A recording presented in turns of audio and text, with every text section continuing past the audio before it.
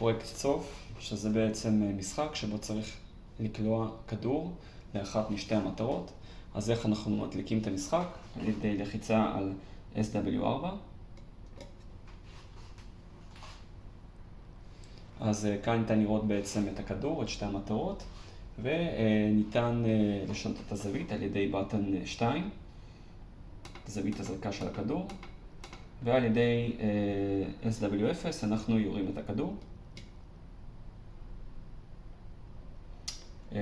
אז אם לדוגמה אנחנו רוצים לעשות reset למשחק, לוחצים על switch W1.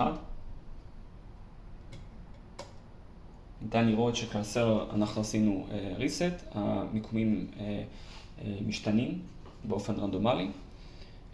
ולדוגמה אנחנו נבחר זווית אחרת לזריקה. אוקיי, ועל ידי SW0 אנחנו זורקים את הכדור.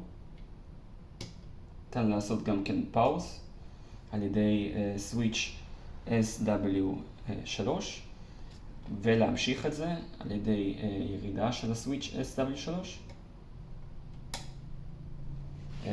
ולדוגמה אם נמאס לנו מהמשחק ואנחנו רוצים לכבות את המשחק, אז לוחצים עוד פעם על switch SW4.